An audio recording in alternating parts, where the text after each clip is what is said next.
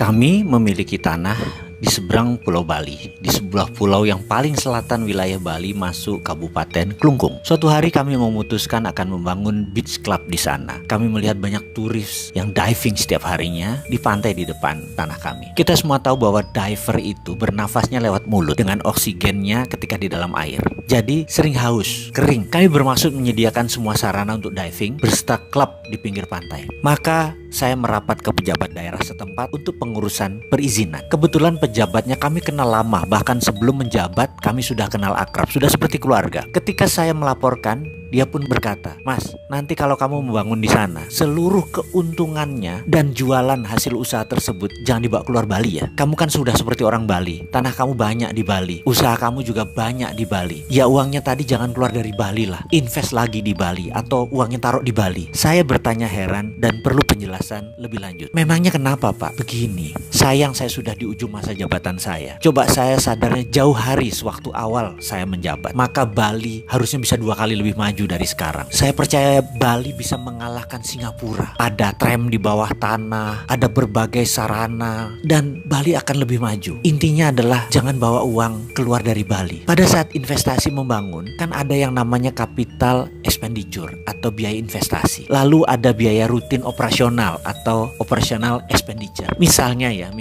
kamu invest 100 miliar, lalu sales kamu katakanlah 30 miliar per tahun. OPEX-nya anggap kira-kira 10 miliar, yang 20 miliar adalah keluar dari Bali karena untuk bayar investasi lagi, CAPEX-nya kamu. Bayangkan, kalau uang itu 100% mengendap di Bali, saya rasa mereka akan membangun terus berbagai sarana, bukan melulu hotel, ada ratusan macam bisnis. Ada ratusan sarana seperti jalanan, rumah sakit, dan lain sebagainya akan tumbuh. Sayangnya di Bali ini investasinya 80% uangnya keluar dari Bali. Hanya 20%-an aja yang tinggal di Bali sebagai operation expenditure, yang CAPEX keluar dari Bali. Padahal mereka itu orang Bali sendiri. Malah begitu untung malah taruh uangnya di Jakarta, diletakkan di negara lain. Itu yang saya sayangkan. Jadi kamu setelah membangun usaha di Bali, usaha tersebut jalan, usahakan uangnya diputar lagi di Bali. OPEX dan CAPEX-nya tadi diputar lagi atau simpan di Bali. Saya yakin ekonomi Bali akan tumbuh 3 kali lipat. Sarana dan semua kebutuhan di Bali menjadi tumbuh sangat cepat. Kalau kamu nggak janji ya uang Bali untuk Bali, maka izin ini akan saya pertanyakan berkali-kali sampai kamu sanggup membantu Bali. Saya tanpa berpikir panjang menjawab, "Pasti Pak, saya di Bali itu udah 40 tahun bolak-balik, sudah jadi rumah kedua saya. Rumah saya di sini pun banyak dan saya tinggal di sini kok. Pasti saya putar di Bali." Kemudian dia menjawab, "Ini hanya komitmen loh ya, hanya oral. Jadi hanya komitmen di dalam hati. Secara moral dan semangat membangun Bali, itu tok kok yang saya tuntut." "Gak apa-apa Pak, saya setuju," saya bilang begitu. Lalu saya tanya, "Kalau yang direct investment asing yang masuk Indonesia itu